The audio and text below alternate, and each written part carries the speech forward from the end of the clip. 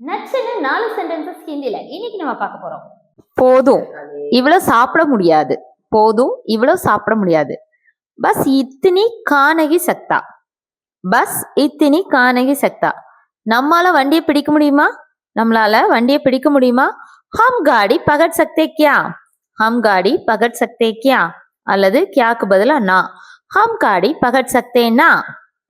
எனக்கு பழம் வாங்க பணம் கொடுங்க. எனக்கு பழம் வாங்க பணம் கொடுங்க.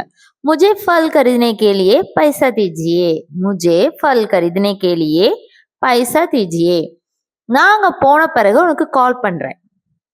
நாங்க போன பிறகு உனக்கு கால் பண்றேன். मैं उधर जाने के बाद तुझे कॉल करूंगी.